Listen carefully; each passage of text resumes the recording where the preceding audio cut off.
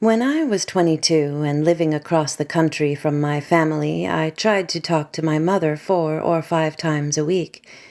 After 3 months or so, she stopped answering her phone, so I called other people looking for her. My father didn't answer, my grandmother wouldn't talk to me, she'd say she was busy and just hang up, and no one else had heard from her. No one knew where she was. This lasted a few weeks, and I was starting to freak out. Then I got a message from someone about her estate and started crying.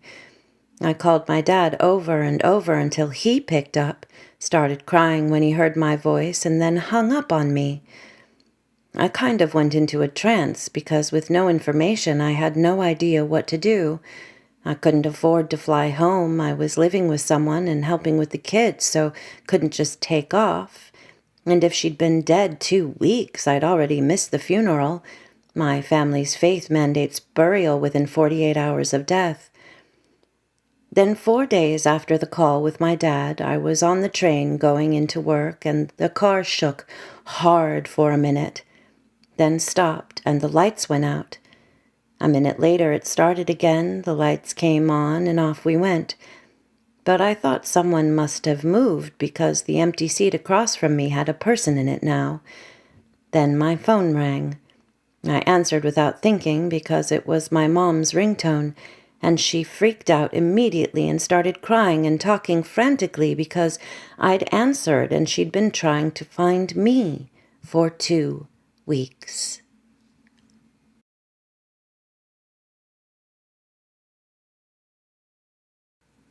This happened to me a month ago, but I'm still trying to figure out what happened. I was ordering pizza, and after ordering, I thought to myself that I should have gotten a thin-crust cheese pizza instead. I felt guilty because I'm supposed to be watching but I eat, but whatever. The pizza guy shows up an hour later with the pizza I ordered, and guess what? There was an extra pizza. Thin crust with cheese. He didn't say anything about it. I looked at my order and I only ordered one pizza. The thin crust one wasn't on there at all. The order was made online with Domino's, and I only had to pay for the one pizza, plus a big tip because I'm not a monster. I still can't figure out what happened or why.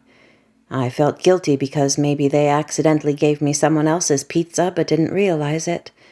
At the time, I didn't say anything because I was too shocked, and by the time I had processed everything, the pizza guy had left.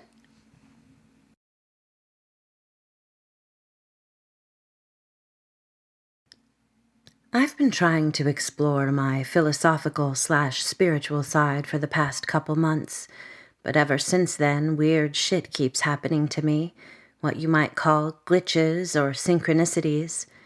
It became so overwhelming I seriously thought I was self-inducing mania or hypnosis or hallucinations. To combat this, I have tried to develop a stronger attention to what I do and think. For example, how my train of thoughts, actions, and memories may have overlapped to result in a cognitive bias or error, as well as any scientific and logical explanations. And 99% of the time, this is usually where the ruminations of glitches end up. But what happened defied everything I can think of. I was in the city center on my way home and saw a mature couple as they were leaving a bar. As I walked past, I heard the waitress bid them a farewell in Dutch, but the guy mocked her voice and what she said to his girlfriend. From behind, I heard them all laugh, and the couple walked, continuing their conversation. It was obviously nothing to worry about, but I thought to myself, that wasn't very nice, as if I would ever have the balls to say something so weak and reactionary about a non-issue to a confident guy in front of his girlfriend.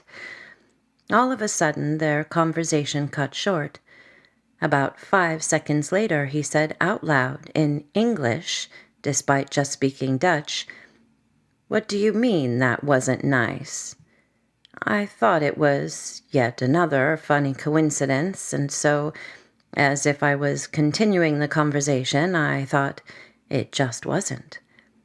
There was a few seconds of pause, and if on cue he said even louder, "Tell me how that wasn't nice." Please keep in mind I live in the Netherlands. Most Dutchies interject English while speaking Dutch, but this was different. He was having a full-on conversation with me. By this point, I was in disbelief. My instincts told me to slowly and calmly look back with one eye just to make sure he was talking to his girlfriend and not reading my thoughts. And when I turned around, I was horrified. He and his girlfriend were looking straight at me, smiling as if they knew I was going to look. I slowly turned back around and kept walking, pretending like nothing happened. I was growing anxious, and so I took a deep, slow, and silent breath to calm down. I kept breathing in and out, slowly convincing myself I was just imagining things when he said, "Exactly, you won't tell me," and then started laughing. I have no clue how to explain this. Maybe he just had a string of lucky guesses to just say out loud what I happened to be thinking. Either way, this wasn't normal.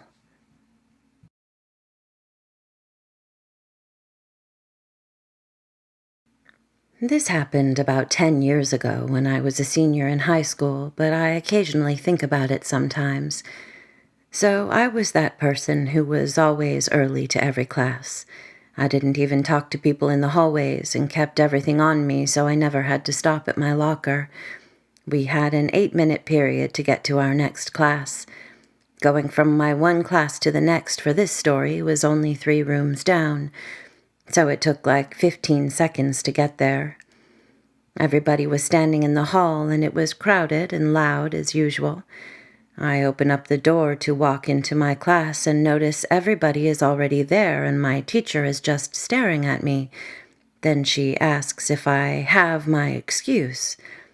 I was very confused and asked why I needed one, only for her to point out that the period was halfway over. I looked at the door for a second and saw that the hall was completely empty and that the clock did indicate that I was 20 minutes late.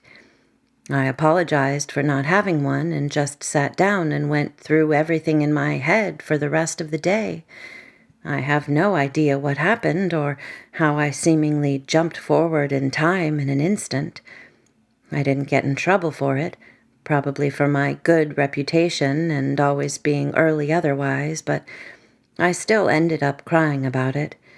I don't think I'll ever be able to come up with a reasonable explanation for that incident.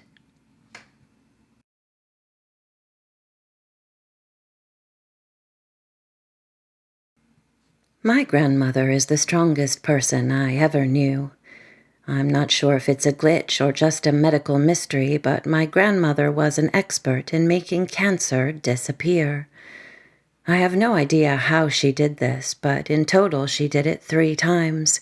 Honestly, I really hope I have her genes. The first 2 times, I wasn't born yet. She got breast cancer, then cervical cancer. She had surgery for her breast, and that's it. She didn't take yearly consults. She no longer saw her doctor. She never got long treatments like chemo or medication. I thought that was a bit weird because these days cancer patients keep seeing their doctors to be sure cancer is in remission. Yet somehow this was considered normal in our family. She was healthy. It was a long time ago, so why would she need a doctor? That's just her personality. She can recover very fast, and that was that. No treatments, no medication, nothing. The cancer was not in remission. They took it away, and that was the end of the story. When she was 90, her health was getting worse. They did some tests and found out she had colorectal cancer. Very aggressive. There was nothing they could do. They decided to let her go home so she could die in the comfort of her home, and they gave her 1 to 2 weeks to live. Because I believe in manifestation, I asked the family to keep the diagnosis a secret.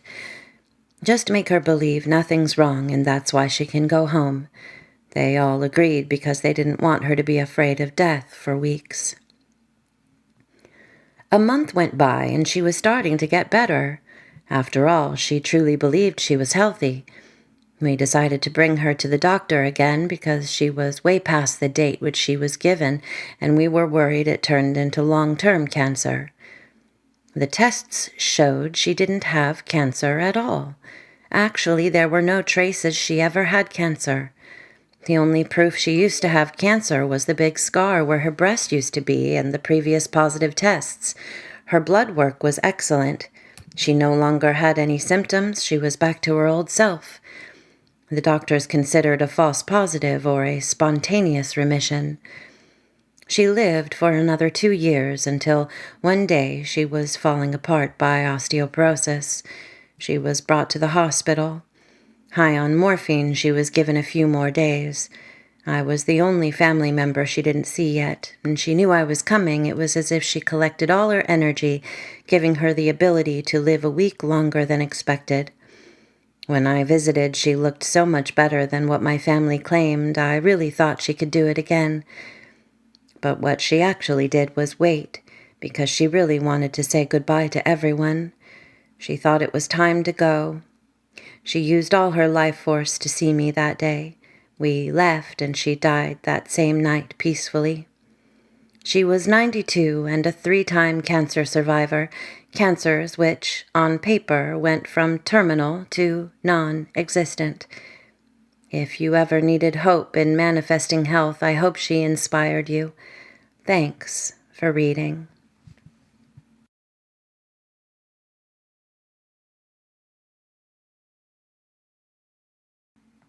This whole thing happened in a restaurant. I was waiting in line near the entrance while I saw a friend of mine walk through the door. I waved at him, and he immediately recognized me. We didn't get to talk for too long because we were waiting in line, but he looked very surprised to see me again. After sitting down on the dining table, it finally hit me. My friend actually died 3 years ago, and somehow I had forgotten about that. I felt needles throughout my body and started to sweat because I didn't know how to react. I looked back to see where he was, and he was there, sitting at the table behind me. At that point, I couldn't take it anymore. I started feeling nauseous, so I decided to leave. I convinced myself that it was probably his doppelganger or something, but that doesn't explain our conversation we had earlier, and he even remembered my name.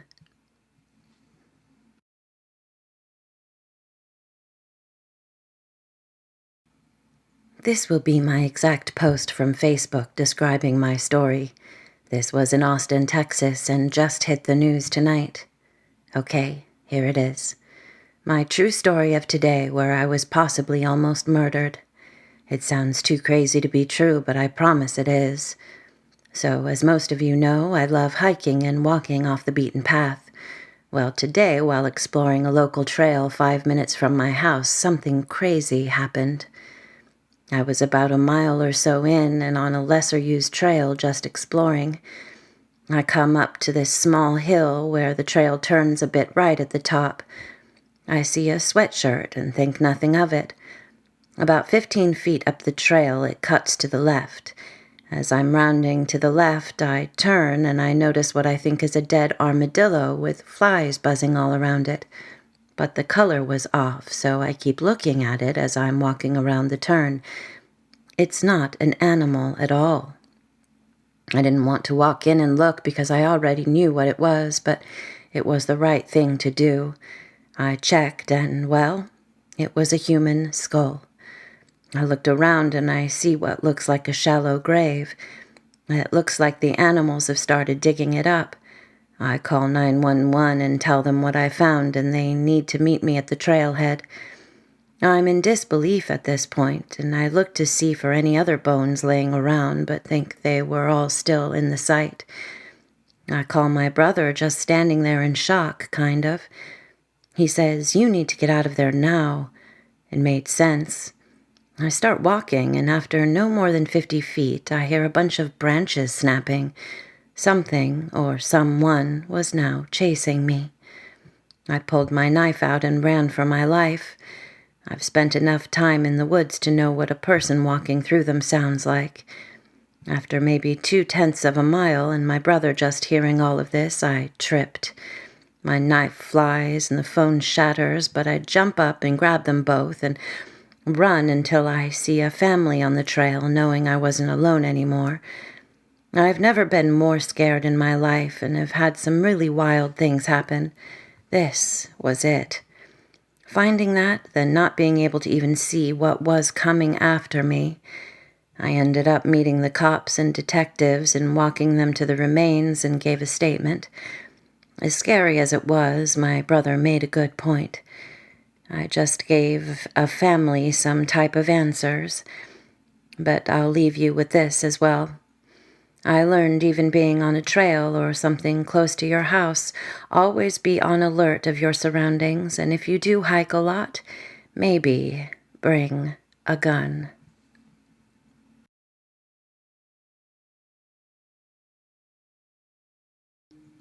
I went to the police station a few days ago to put down a complaint about some person who scammed me when I was trying to get a graphics card.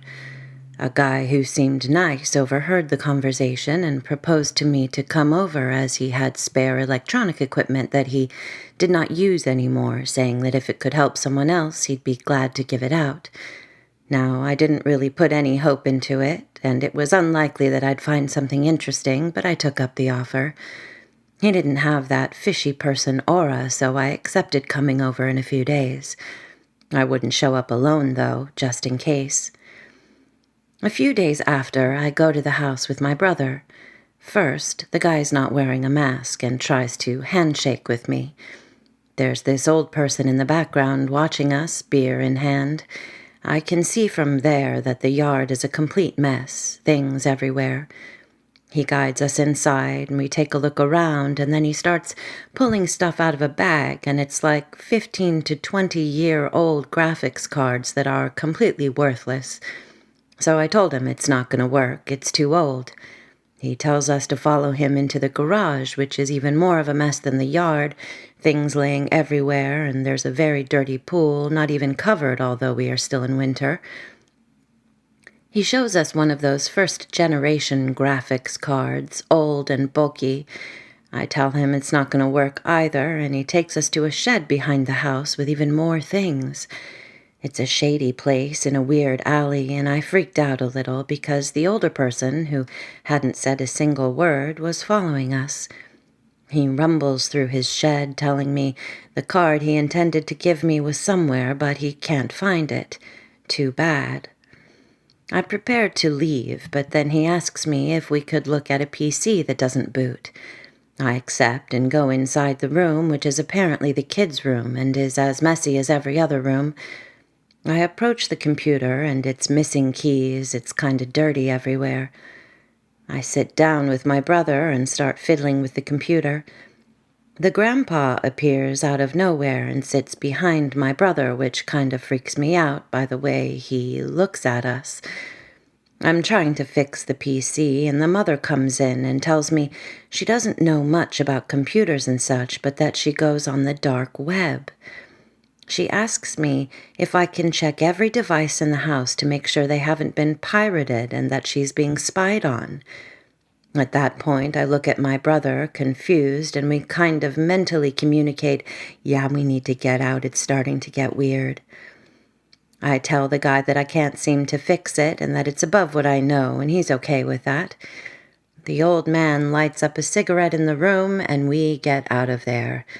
The guy keeps us and talks for like 5 minutes. It seemed like they wanted us to stay, but we tell them we have a bus to catch and kind of walk quickly out of there. The mother stops us and asks if we're going to come back to inspect their devices to see if they're pirated. I just say that we'll contact them again. I panicked and blocked the number as soon as I got out of there.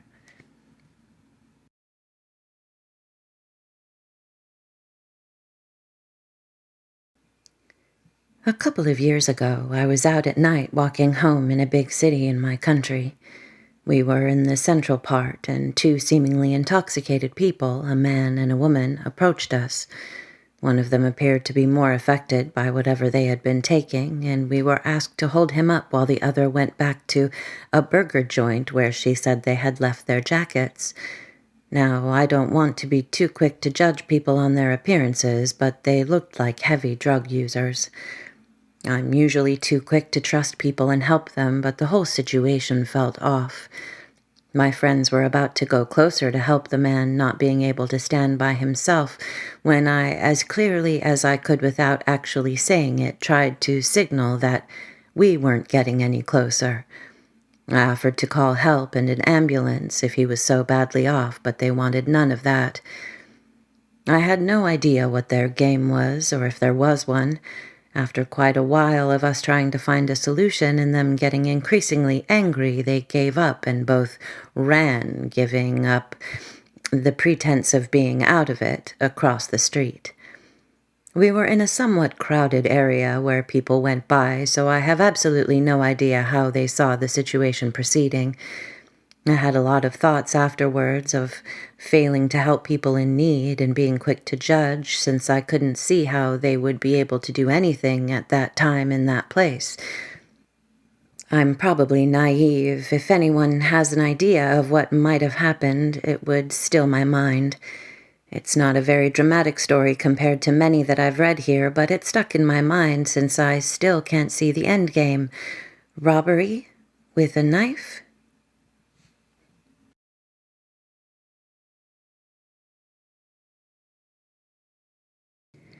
Hi, I'm from Italy, and I've already contributed with 2 posts since strange things often happen to me, but this happened yesterday to my sister, and she's still freaked out.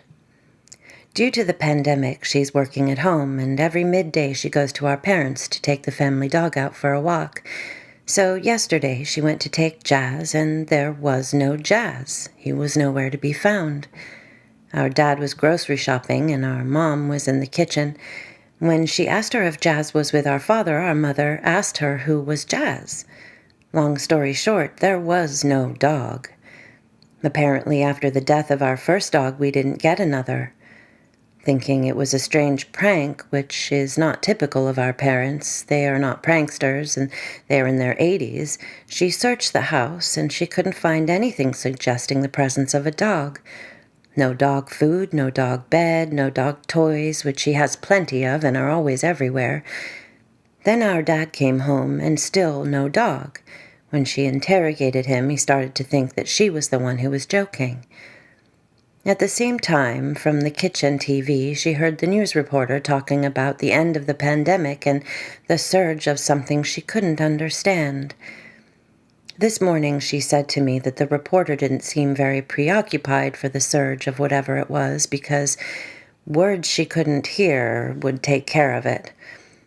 She was so agitated that she also warned me that maybe she didn't understand well. After that, she returned home because she didn't want our parents to see her while she was freaking out, and she tried to call me because while she is indifferent to these kinds of events, she knows I'm a believer, and she wanted me to join her and try to understand what was happening. And then, I was nowhere to be found. My cell phone wasn't active, and she couldn't reach the shop where I work. They simply didn't answer the phone, which is quite improbable because, except when it's closed, for us to answer the phone is mandatory. She tried with some of my friends, too, with no success. After that, she went to bed and cried until she fell asleep. This morning, I found 16 calls from her with today's date. I called her back, worried that something had happened, and she was crying. She is still very agitated, and she took Jazz home because she wanted him to spend the night with her. She also confessed to me that yesterday she couldn't muster the courage to call our parents or relatives and ask about me because she was too scared they would tell her she was an only child. At the moment, she doesn't want to talk about it anymore, and obviously I keep asking myself, what was that? My parents told me that yesterday they didn't see her at all. They tried to call her at midday for the dog, but her phone was mute, and they concluded that maybe she was busy. They thought it was strange her phone was muted, but they didn't investigate. That is all. I keep wondering where Jazz and I were and what the news was talking about. I'm so curious, but she's still too freaked out to talk about it again. Thank you for reading and for any opinions. I hope I didn't make some gross grammar mistakes. A little update. My sister made a doctor's appointment for next week because we talked about nightmares and vivid dreams, and she has had those, but nothing like that. She thinks she's stressed and that she may have a mental breakdown. The evening we spent together, she told me the rest of the story, which has no mystery in it. She got home totally panicked and she couldn't stop crying. She laid down to calm down, and in the end she cried herself to sleep. She was awakened by the cold in the middle of the night, and she felt confused, tired, and had a big headache. Then she vaguely remembered calling me, and now my phone was ringing.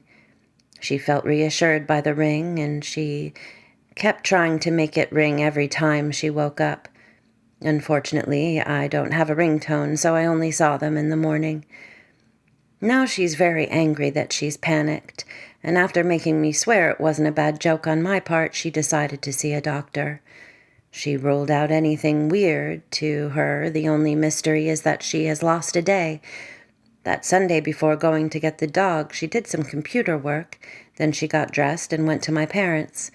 When she woke up, the computer was on standby, but with no work in it. She was completely dressed, and the bed was made. The door was not locked.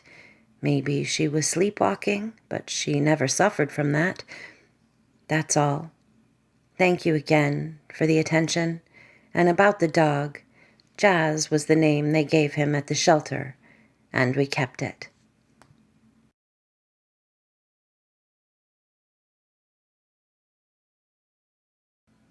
My husband recently took an overnight job to help us out during COVID. He's only been there about 2 weeks and works evenings and overnights 9 p.m. to 6 a.m. Last night was no different. He left home around 8:15 p.m. Our daughter, age 11, and I decided to make it a movie night. Around 11 p.m., I heard keys in my back door and the usual sounds my husband makes when he comes home. I creep out to the kitchen to make sure it was him, and it was. He told me he needed to grab his knee compression sleeve, walks down the hall, says hi to our daughter as he passes the living room, and goes upstairs. He came back down, gave me a kiss, and left again. We finished our movie and went to bed. In the morning when he got home, I made a joking comment about him forgetting his knee sleeve. He was genuinely confused as I recalled the previous night. Our daughter confirmed everything I said, and he still was acting confused. I pulled up our security motion camera on my phone to show him when he popped in quick, but there was no footage from the night before or any other night of him coming home after he's left work. My daughter and I both heard him, saw him, and I touched him, but he was never home during that time. Nothing else out of the ordinary happened that night. We seriously have no idea what happened.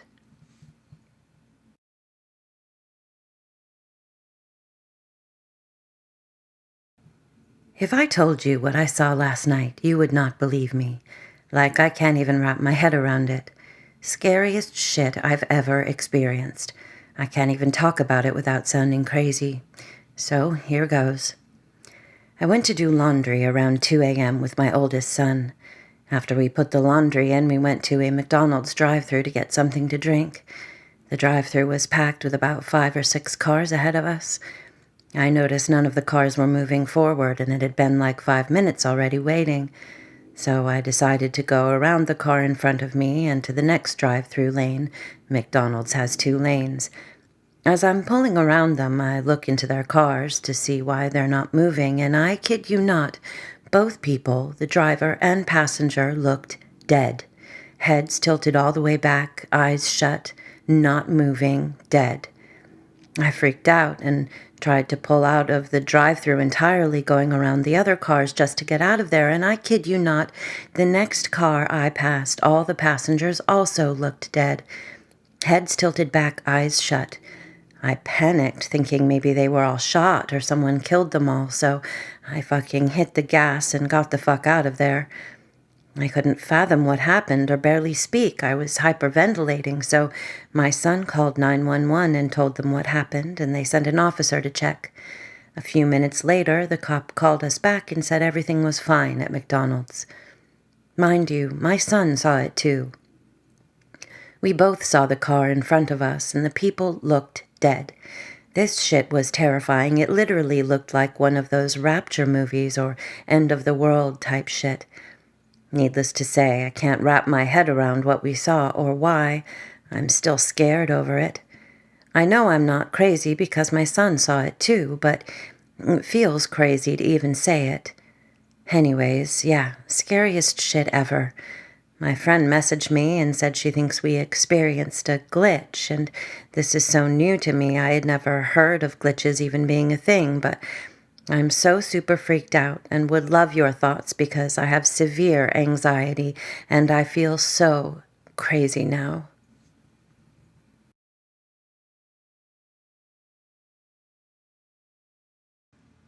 Hey, so this just happened and I have had an eerie and weird feeling that something is not right. So first, let me explain the placement of my house. When you come in, there is a little hall, and in front of you, the bathroom.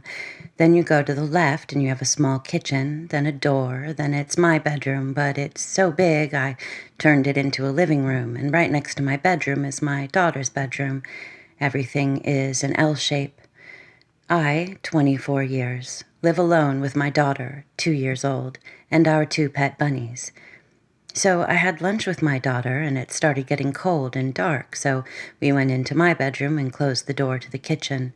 She always plays in my bedroom and her bedroom that are directly connected. I was reading some Reddit stories while listening to her making her usual noises, talking to herself, singing, asking me something, moving toys around, and the basic children noises. Suddenly the house goes completely silent, and after a few seconds I think that maybe she is being mischievous and doing something she isn't supposed to do, like all kids do, so I go check on her since I didn't see her from where I was laying. Let me make it clear that there is no way for her to go outside without opening the creaky door to the kitchen that is right in front of me, and she never tried to do it since the lights in the kitchen are off and she's scared of the dark. So I look everywhere, in her bedroom, and start calling her name. Nothing. Check in her closet. Nothing. Under her bed, in her little play tent, in her toy chest, under my bed, under the sofa, my desk, everywhere. Nothing. She is nowhere to be seen. I'll mention she's never tried to hide and anything like that. She comes when she's called, so I start to freak out. I knew I didn't hear her leave my bedroom to the kitchen, but I checked anyways. Nothing. The bathroom, empty. Now I'm starting to panic. I go inside again and check everything over, and while I'm in her bedroom, I hear crying from outside and look through my daughter's window to see her outside laying on the ground only wearing a t-shirt, and not the t-shirt she was previously wearing, but one of the t-shirts she does have. I ran outside almost falling over, but when I opened the door, silence. She wasn't there. There was no crying. Silence again. I go outside and check everything and can't find her or any trace of her being there. Defeated, I go back upstairs, ready to call 911, and when I go to my bedroom, I see her calmly playing with some blocks in her bedroom. She was wearing her clothes as if she never disappeared. The t-shirt I saw her wearing outside was in her wardrobe, neatly folded. I'm still in shock and staring at my daughter, feeling that if I blink, she might disappear again.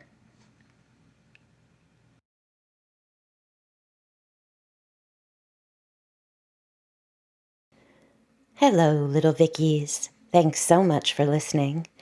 I post every Tuesday, Thursday, and Saturday by 5 p.m. Pacific. Please hit the like button, subscribe if you haven't already, and leave a comment if you have a suggestion or just want to say hello. If you have a story of your own you'd like to share and maybe have read on the channel, send it to me at veronica45stories@gmail.com. Link is also in the description, as are other ways to support the channel. Thanks so much for being here. I appreciate it more than I can possibly say. And until next time, be good.